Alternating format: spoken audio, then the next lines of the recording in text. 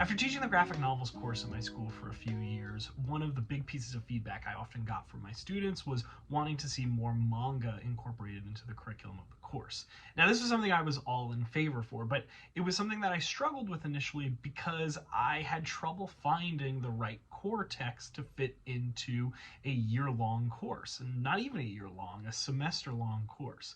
As you probably know, if you're a manga fan, there are plenty of manga series out there that are considered some of the greatest works of the format, but they're multi-volume stories, and I really wanted to find something where the students could pick it up, get one complete story in a single volume, and that way it would fit within the limited time frame that I had to work with them. So I decided to seek out more one-shot mangas, and I was actually recommended by a student the manga Look Back by Tatsuki Fujimoto. Now, if you're not well versed in the world of manga, you might not recognize that name, but I guarantee you it's a name that your students are familiar with. Tatsuki Fujimoto is the mangaka of the wildly popular series Chainsaw Man. Fujimoto is easily one of the most popular folks working in the world of manga today, and in part because of Chainsaw Man's massive success, but also because of his incredibly detailed and action-packed artwork. Fujimoto's stories are over the top, hilarious, and often heartbreaking. If you've read Chainsaw Man before, or even just hear the phrase Chainsaw Man, you might develop an idea in your mind of what Look Back is about, but you would be very, very surprised when you actually read the story. I know I was very taken aback by what a down-to-earth and emotionally sincere story this actually is, especially when compared to Chainsaw Man.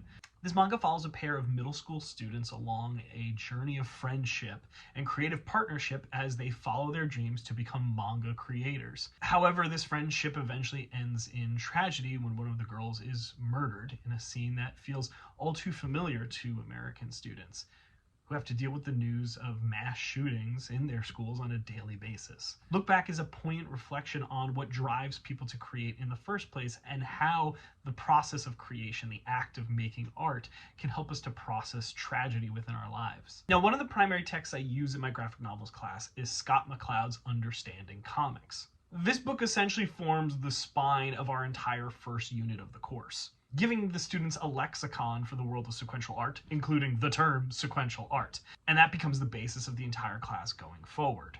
Now, what I do at the end of reading Understanding Comics at the end of the first unit is I give students a pair of texts. I give them Will Eisner's A Contract with God and Look Back. And their assignment is to write a holistic analysis of the panel transitions, the realism of the art, and the myriad of other artistic concepts that we reviewed within Understanding Comics. I pair these two stories together because they are great slice of life stories that have some minor elements of magical realism to them. I also think they're great illustrations of something I really try to stress to the students throughout the course, which is that in America, we sometimes only see comics as superhero stories. In fact, those two words are often used synonymously with one another. When people say comics, they usually just mean superhero stories. But I want the students to understand that comics is much larger than that. And even though we sometimes differentiate between manga and American comics, it is all still one shared art form. Now, I think Look Back also has a ton of potential for mainline English courses as well. I use it within an elective course that's focused entirely on sequential art and graphic novels, manga, comics, etc., but I think you could use this in any English class. It's frankly pretty quick to get through. I usually am able to read it with my students within 1 or 2 class periods, depending on how much we stop and discuss or ask questions about certain elements of the book.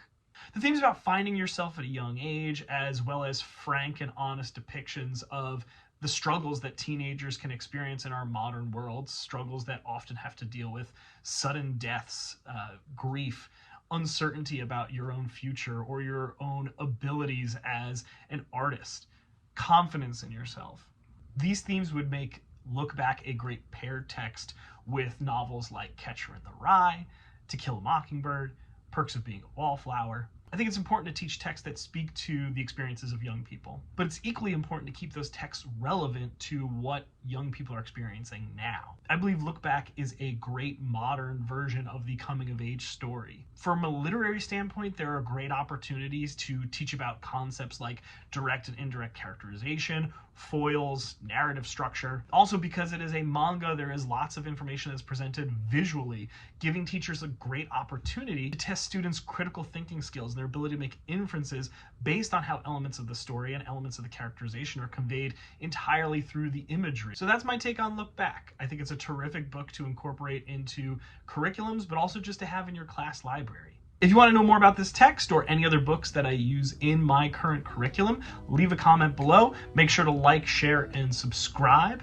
And there'll be more to come in the world of comics and education right here.